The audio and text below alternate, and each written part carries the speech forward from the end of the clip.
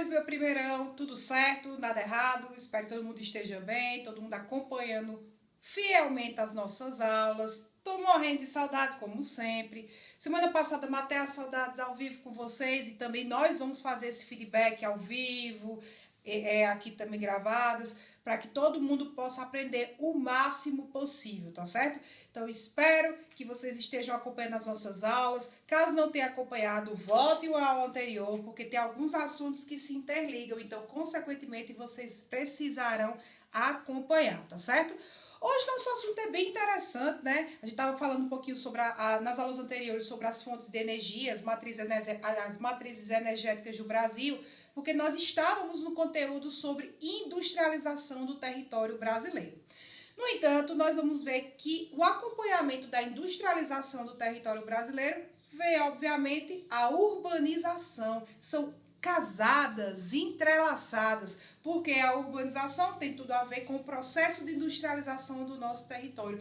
E é essa a nossa temática da aula de hoje, tá certo? Urbanização do território brasileiro.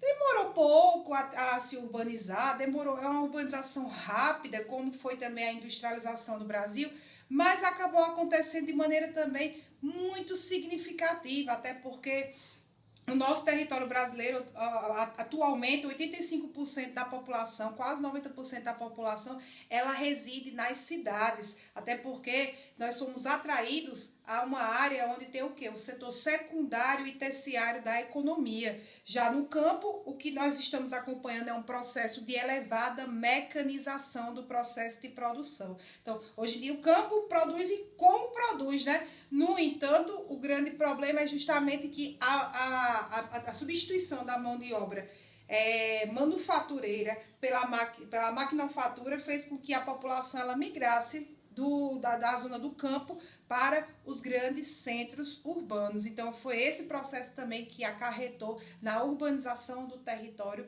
brasileiro. Anteriormente, só para a gente dar aquela breve revisada do nosso conteúdo, estávamos falando do pró-álcool, que a gente até falou inclusive na nossa aula ao vivo. Estávamos falando também das matrizes energéticas do território brasileiro, que dizem respeito ao processo de industrialização, porque não existe industrialização sem investimentos em matéria-prima da matriz energética, muito menos em infraestrutura nas áreas urbanas, né? Então, assim, o nosso país não teria se industrializado tão rápido e não seria uma das 15 potências mais industrializadas do mundo, como é o Brasil, né?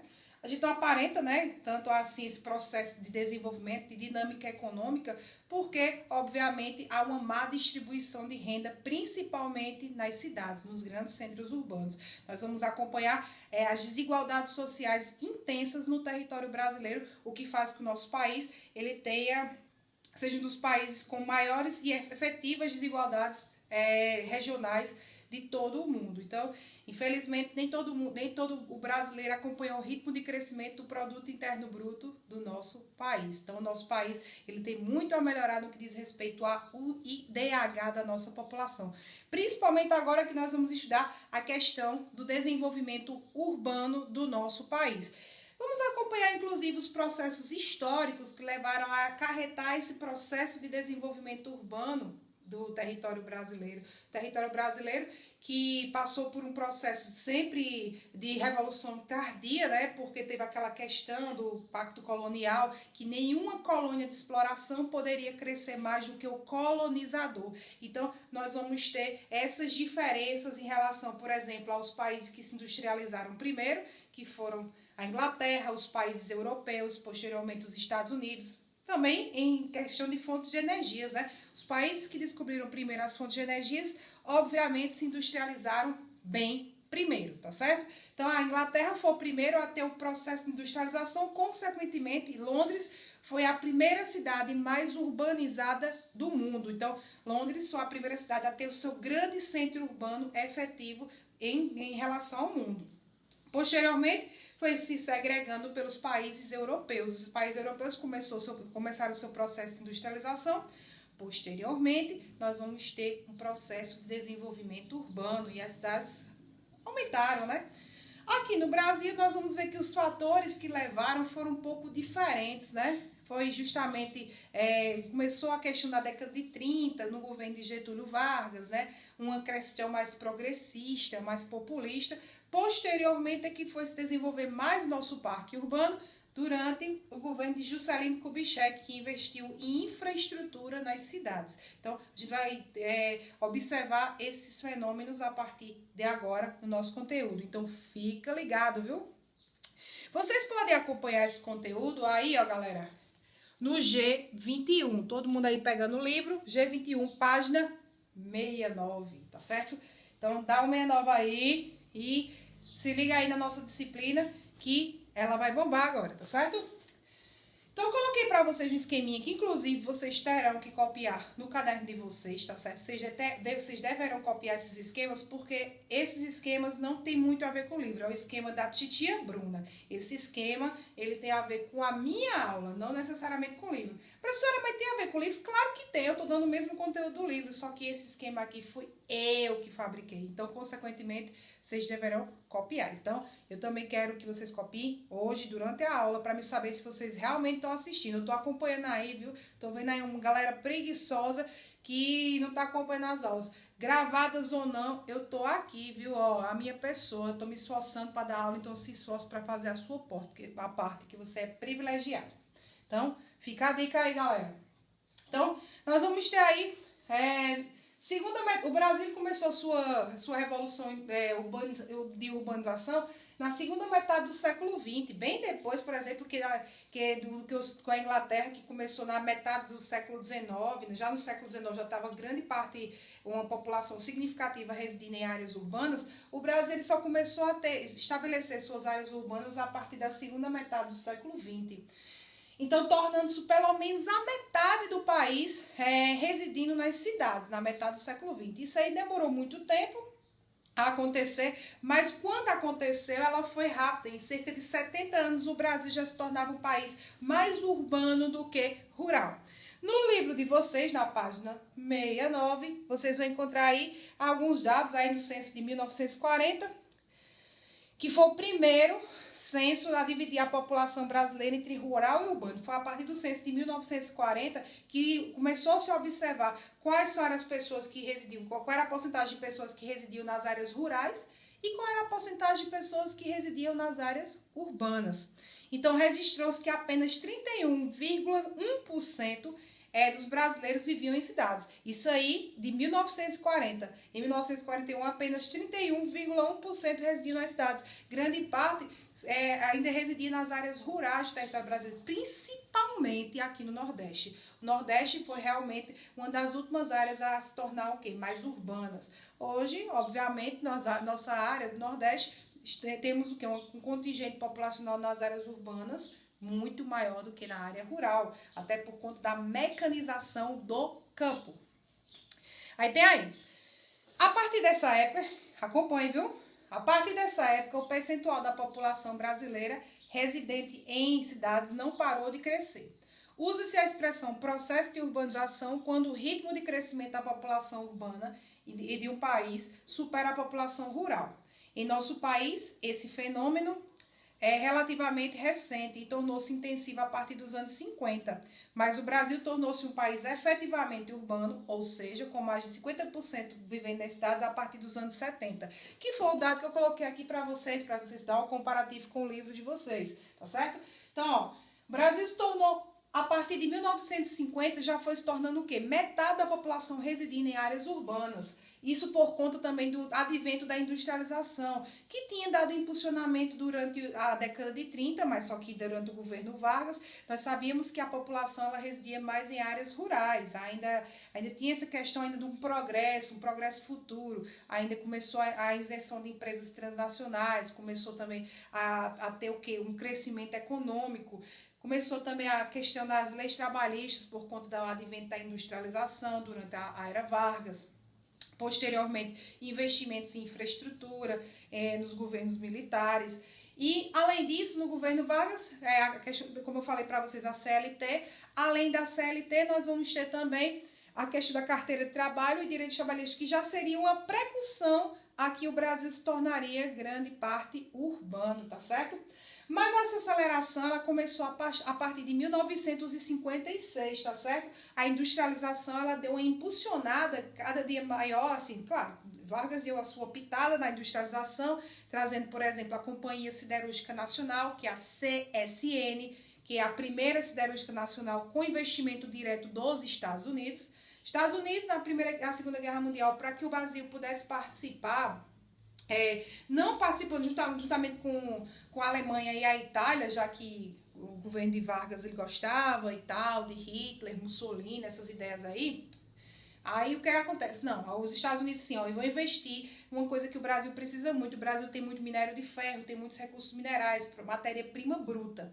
Então eu vou investir numa companhia siderúrgica, que é o que o Brasil precisava para transformar essa indústria do aço de uma maneira geral. Então o que acontece? Um acordo com os Estados Unidos que levou à primeira fábrica no caso, a primeira companhia das siderúrgicas nacionais, a CSN, que foi durante a era Vargas.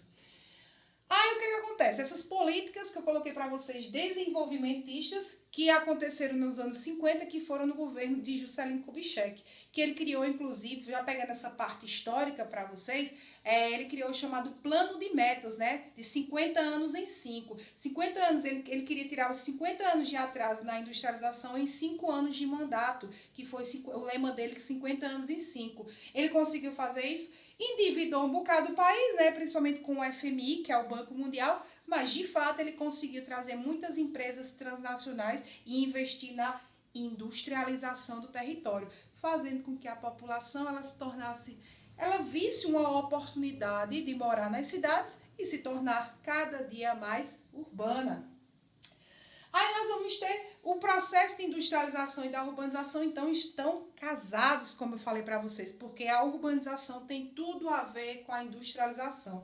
Uma área que se industrializa, ela vai atrair cada dia mais pessoas, mais mercados, mais investimentos, bolsas de valores e todo esse aparato de coisas que a gente observa, inclusive, no crescimento da nossa cidade. À medida que Campina Grande está crescendo, vai crescendo também o número de população, vai diminuindo a água, vai acarretando problema, vai ficar cheio de morfina no meio da rua, vai ficar um pouquinho de favelização, enfim. Vem as qualidades, né, que são a questão da empregabilidade para a população, mas ao mesmo tempo nós vamos observar vários problemas relacionados a aglomerados urbanos, ou seja, uma excessiva população nas cidades.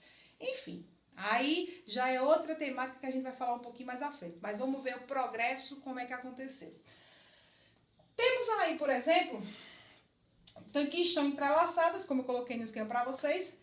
Primeiro, se para você urbanizar uma área, que o Brasil, infelizmente, não investiu tanto assim, porque acho que a única cidade planejada, acho não, tenho certeza que a única cidade planejada do Brasil, também foi construída no governo de Juscelino, foi que ele queria habitar a região centro-oeste porque estava em desenvolvimento e ascensão econômica.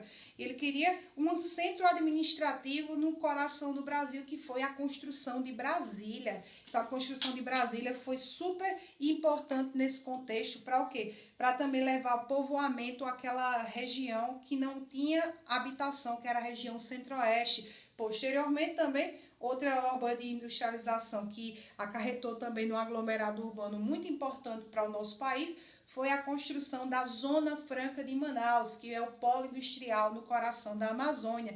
Isso é um processo de integração de territórios através do quê? Da industrialização e, posteriormente, da uma urbanização, como é o caso de Manaus, que cada dia mais enche de pessoas. E na região centro-oeste, Brasília, que é a única cidade planejada do Brasil, que agora nem tão planejada tá assim, né? Porque a favelização já tá tomando de conta, já tá uma desordem, mas assim, entre as outras que cresceram tão rapidamente, Brasília ainda é a que se efetiva como uma região ainda projetada, né? Como Oscar Niemeyer, Lúcio Lima, tudo mais, que projetaram a cidade de Brasília. Investiu-se em obras de infraestrutura, mão de obra. Tem que ter mão de obra. Se a gente tem uma cidade, se a gente tem o setor secundário e o setor terciário da economia, a gente precisa de emprego de mão de obra. E também mercado consumidor, porque como é que eu vou produzir produtos e eu não vou ter um mercado consumidor para comprar? Eu vou só produzir para exportar? Será que isso é uma demanda interessante para a economia? Eu produzo só apenas para meramente exportar? Não necessariamente. O importante também, além de exportar, é você ter um consumidor interno. Até porque, sabe por quê? Porque você observa aqui na questão do Brasil que a gente compra mais caro do que outros países. Viu o casinho do arroz? O produtor aproveitou-se, né? Que obviamente não estava exportando tanto, também por conta da questão da pandemia, enfim, de tudo que está acontecendo na conjuntura interna do nosso país. Então, aumentou o preço do arroz para a produção interna. E a gente não tem como fazer porque a gente tem que consumir o produto que é produzido no nosso país. Então, a gente fica entre a cruz e a espada mesmo com produtos de alto valor. Mercado consumidor, então, é muito importante para você investir em industrialização. Não adianta você só investir porque tem mercado externo, mas o mercado interno, que é a pessoa que está consumindo na cidade, é de suma importância. Nós vamos ter o seguinte: baixa rentabilidade na economia cafeeira. Um dos fatores que acarretou ao desenvolvimento urbano brasileiro também foi a questão da queda do preço do café no mercado internacional, ocasionado pela questão da baixa exportação para os países europeus durante as guerras mundiais, né? Durante a Primeira e a Segunda Guerra Mundial do século XX. Então, o que aconteceu? Com a baixa da economia cafeeira, o que aconteceu com os cafeicultores, os chamados barões do café, aquela galera rica que enriqueceu em torno do café, da cafeicultura? Eles, basicamente, viram dificuldades na exportação dos seus produtos na Primeira e Segunda Guerra. Então, vamos fazer o seguinte: eu dou dinheiro mesmo, eu vou investir em alguma coisa. Começaram a investir numa indústria têxtil. Então, começou a produzir algodão aqui na região Nordeste. Começou a investir em indústria alimentícia, que é uma indústria de bens de consumo. Então, dá certo também, porque aí vai ter um mercado interno interessante, a população está crescendo na área urbana. Então, os barões do café foram os primeiros também a investir nessa questão também das primeiras indústrias brasileiras. Teve aquela questão dos adventos dos imigrantes também, que foram super importantes na chegada deles, que a gente também já estudou anteriormente em nossas aulas pelo Porto de Santos. Então, teve todas essas questões que acabaram acarretando a nossa história, o desenvolvimento também da urbanização e da infraestrutura para a industrialização. Mas essa infraestrutura que se criou no Brasil nem sempre foi tão boa, né? Porque hoje em dia a gente observa que Rio de Janeiro, São Paulo, são cidades que cresceram muito, né? Tem um parque industrial abrangente, mas que ao mesmo tempo não pensaram em a quantidade de pessoas que iria abrigar devido à industrialização. E hoje enfrentamos diversos problemas como favelização, roubo, fome, miséria, enfim, todos esses problemas que a gente conhece com a questão do êxodo rural e a questão da elevada urbanização. Número de nordestinos aglomerados em favelas, em comunidades, enfim. Isso também é um dos problemas que foram acarretados pela não organização da infraestrutura das cidades. Construção de prédios irregulares, isso aí no Rio de Janeiro e São Paulo é o que tem. De vez em quando tem um imploding aí que foi construído desde os anos 40 e quando chegar agora no século XXI, o bicho vem e vem a ruir. Porque é a falta de infraestrutura do Brasil, né? O Brasil investiu principalmente nas estradas, né? Porque Juscelino Kubitschek, ele trouxe muitas indústrias automobilísticas. Inclusive, a gente comentou nas outras aulas, né, programas de infraestrutura no que diz respeito à matriz energética do Brasil. Então, a gente observou que ele teve que investir na energia e, ao mesmo tempo que investiu na energia, teve que investir em infraestrutura, principalmente no setor rodoviário. As rodovias, que era onde grande parte da produção era escoada. Então, aqui eu coloquei também um dos fatores também que acarretaram nessa época de desenvolvimento industrial no Brasil. Nós vamos ter o êxodo rural. O que é o êxodo rural? A saída do homem do campo para as cidades. Então, movidos principalmente para a construção civil, aqui muitos nordestinos saíram daqui da sua terra de origem para trabalhar na construção civil, principalmente São Paulo, Rio de Janeiro, que foram os principais polos de urbanização do território brasileiro. O território brasileiro, ele se desenvolveu principalmente na região sudeste. Por quê, professor? Historicamente, por que São Paulo e Rio de Janeiro? A economia cafeeira, como a gente já tinha estudado anteriormente, foi um dos impulsionadores, mas além da economia cafeeira, nós tivemos um fator também muito interessante, que é também relevante para essa aglomeração. Além da economia cafeeira, há também substituição, né, da família real que deixou a capital de Salvador para o Rio de Janeiro também.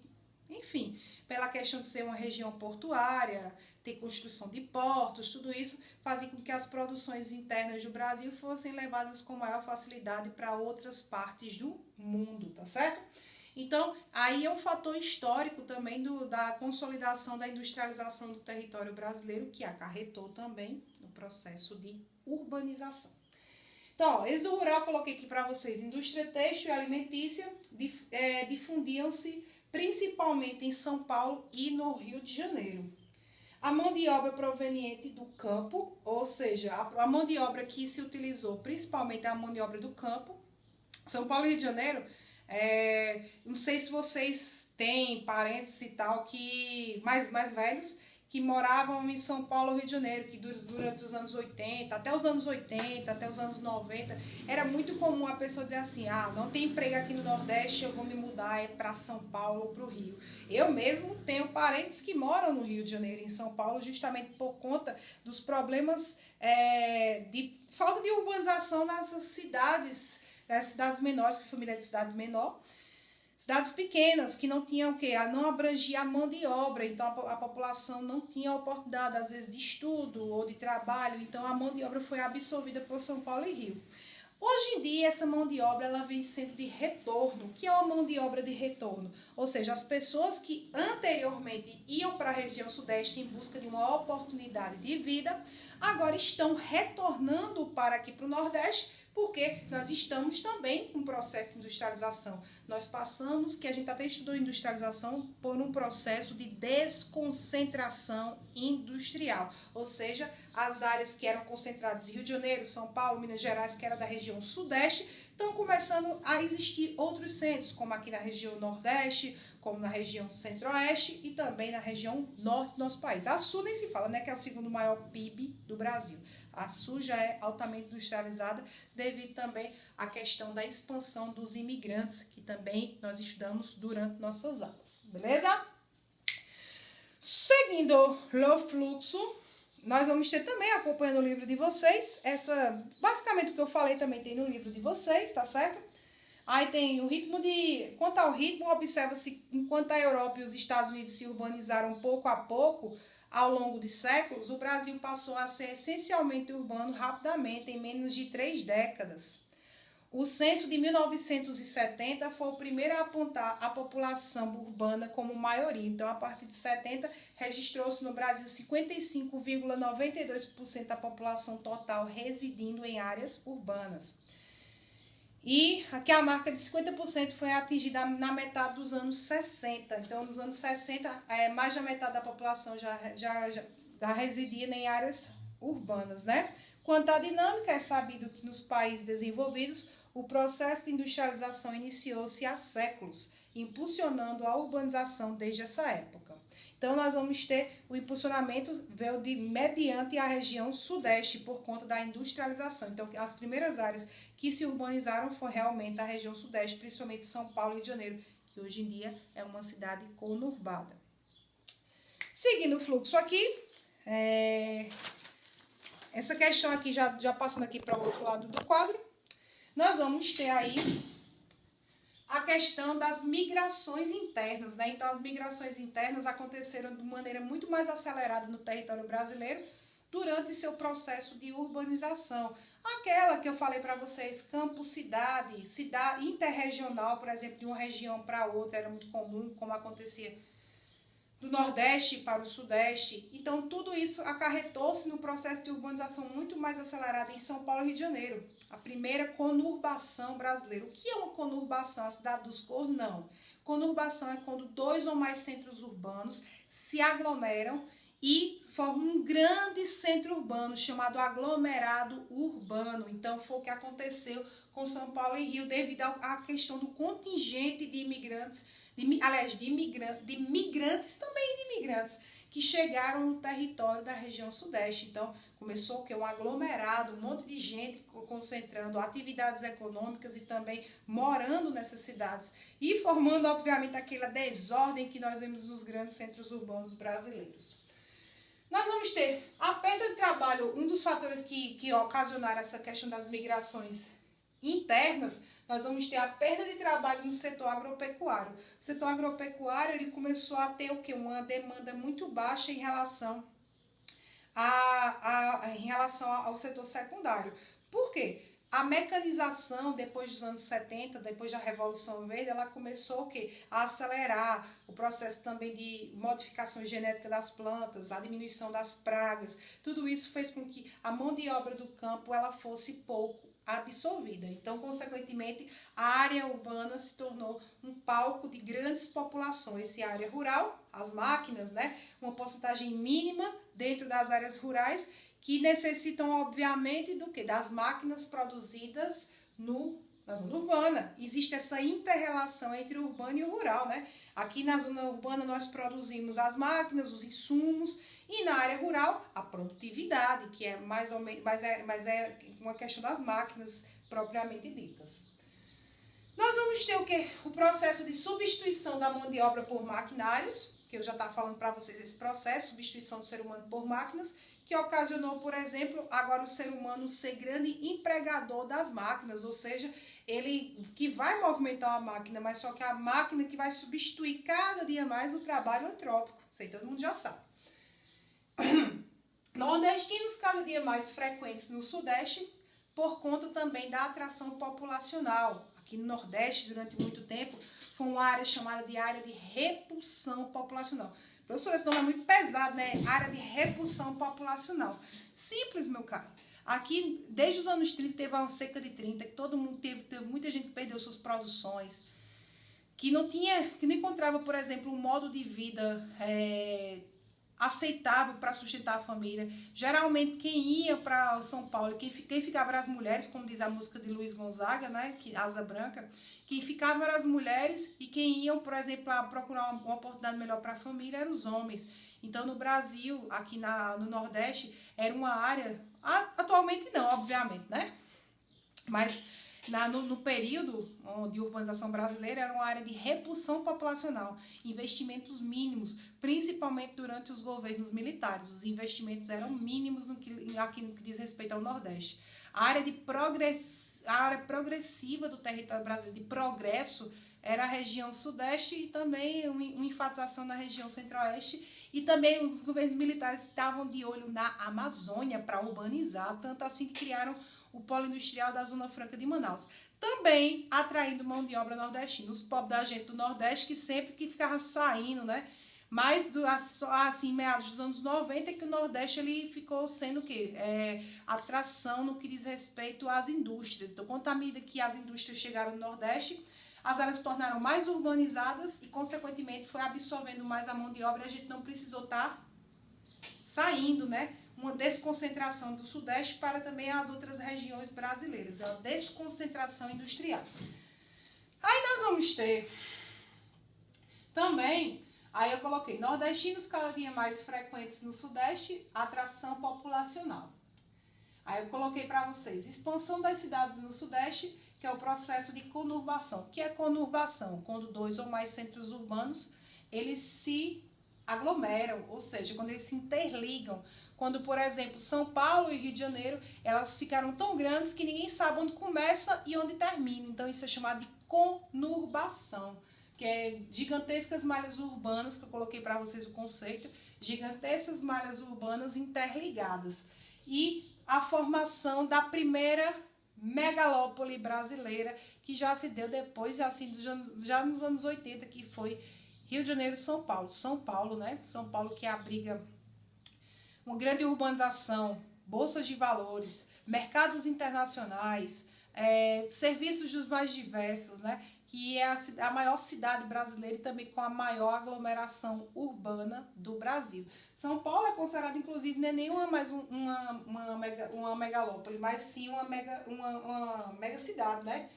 Que tem acima de 10 milhões de habitantes e tudo mais, e que exerce influência a nível global. Coloquei para vocês, urbanização do Brasil é recente, graças à industrialização tardia. A urbanização, a Revolução Industrial do Brasil ela foi tardia, e o que deu, por exemplo, acarretar a urbanização recente. Mas em menos de 3 décadas, o Brasil deu um salto no seu ramo da urbanização. Aí nós tivemos as metrópoles. Eu coloquei uns conceitos para vocês, para depois a gente voltar para o livro. Metrópoles são cidades com elevada... alguns conceitos são muito importantes para vocês anotarem, inclusive no caso de vocês, que eu vou mandar esse esquema. São metrópoles, megalópolis, megacidades, para que vocês não precisem confundir quando forem estudar também a urbanização de outras localidades. Isso é muito importante para o Enem. Principalmente que, se Deus quiser, o Enem vai ser seriado. Aí vocês vão ter que estudar anualmente, que eu acho bom, muito certo. Metrópolis. Cidades com elevada densidade demográfica. Densidade demográfica nós estudamos que é o número de habitantes por quilômetro quadrado. Como é que nós medimos a densidade demográfica? Pega-se a população e divide-se pelo território. Então, nós obtemos o número da densidade demográfica. Uma metrópole, ela tem centros administrativos, culturais e políticos. Metrópoles. Aqui no Nordeste nós possuímos metrópoles, sim, cidades acima de 1 milhão de habitantes. Recife é uma metrópole. Bahia é uma metrópole. Salvador, no caso. Salvador é uma metrópole. Belo Horizonte é uma metrópole. São cidades que exercem funções administrativas, culturais e políticas. Então, elas exercem influência a nível nacional, as metrópoles. Fora as outras, né? Vitória, nós temos bastante metrópoles no território brasileiro. Só não temos muitas megalópolis, né? Que são cidades conurbadas. Quem entende o conceito de conurbação, entende o conceito de megalópole. Megalópole é quando 2 ou mais centros urbanos eles se aglomeram. Nos Estados Unidos nós vamos possuir pelo menos umas 4 megalópolis, assim, não, 4 não, várias megalópolis, mas são aglomeradas em 4. No Japão também várias megalópolis. No Brasil apenas temos uma megalópole, que é São Paulo e Rio de Janeiro, que são 2 centros urbanos conurbados. Aí nós vamos ter que eu coloquei para vocês também um conceito, foi região metropolitana, que exerce influência funcional, econômica e social. Por exemplo, o ABCD Paulista. Então, uma região metropolitana de São Paulo é o ABCD Paulista, que abriga muitas indústrias do ramo da tecnologia. Então, o ABCD Paulista, que é Santo André, São Bernardo do Campo, São Carlos e Diadema, que é o que forma a palavra a sigla ABCD Paulista, é uma região onde tem uma industrialização bem ampla do território nacional. Então, é uma formação de região metropolitana. Essa é chamada região metropolitana de São Paulo. Megalópole. Coloquei o conceito para vocês, conglomerado de cidades e junção delas. Cidades conurbadas, ou seja, a megalópole são onde acontece o processo de conurbação, que vocês inclusive vão encontrar um esquema no livro de vocês, aí na página 70. Um exemplo de conurbação, quando 2 ou mais centros urbanos eles se aglomeram.